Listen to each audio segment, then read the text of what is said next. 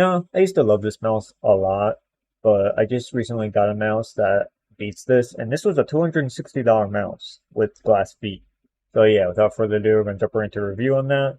So today we got the Pulsar Elite Wireless, which I've been using for the past 3 days now, and it's superior to this mouse. I'm sorry, but in every way, shape, or form, for me personally, this mouse kicks this one out of the competition. So without further ado, let's jump right into the review, do the unboxing bit, and go from there. So yeah, first thing about this whole setup change is we got a new mouse pad. We have the Pulsar. I think this is the Super Glide. I'm not sure, but it's a really nice mouse pad. It's really smooth. It's fabric. It's not as fast as my other one, but I feel like I'm more consistent with my shots. I don't know if it gives me more control. I'm not 100% sure. Let me know in the comments below if you like a hard mouse pad or a soft one. I've been using this for the past 4 days, and I really like it. Let's get right into unboxing this guy and go from there. So first thing, let's go over the specs. Does it even have specs on it? And this is the V2 version of the mouse. It is not the first version. This is 65 grams, while this is 59, so it's a little bit lighter, even though it's a little bit bigger, which is kind of cool. It's made by pulsar. 2-year warranty. I don't know which sensor it uses. They claim that it's better though, or like state of the art, but yeah. So medium size 2. Get rid of that. It's a lot bigger than the Razer Viper V2 Pro. It's about the same length, but it has a nicer curve, concave curve, with the buttons being higher up than the Razer Viper. So that's actually really helpful. This feels a lot lighter than this one. I'm not sure if this one, the battery in here has to be heavier or something. The bottom's completely different, as you can see. A lot more weight reduction. A lot more simplistic. Very nice. Feels very comfortable. It is different from, I use a claw grip, which you can use on this mouse, but they recommend the palm grip. We'll unplug this guy and start using this and start discussing it. But first, let's open up the rest of this package, see what else is there. Got Pulsar sticker. Then there's the nice braided cable. If this is longer than the Razer, I'll actually use this. Get back to you guys in a minute. Very long cable.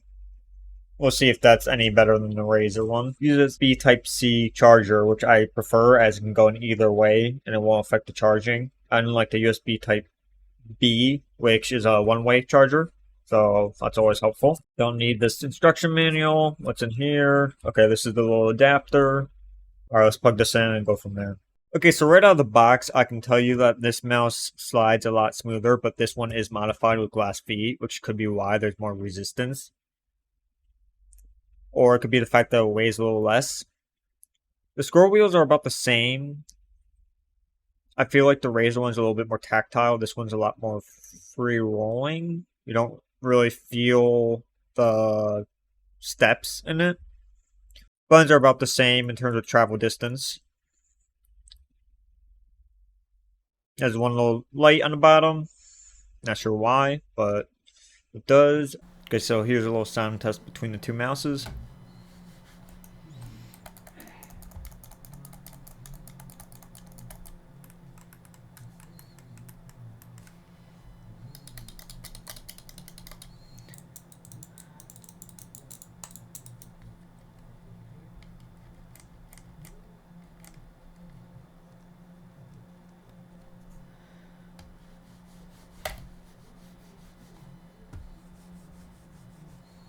Okay, so we also have to go over the fact that this has software like the Razer one does. So I'm going to open up the Pulsar Fusion wireless mouse program and show you what inside you can change.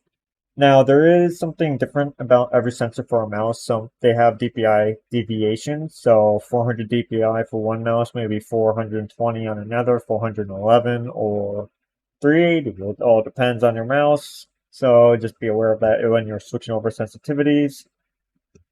Here's the program. This is the mouse I have.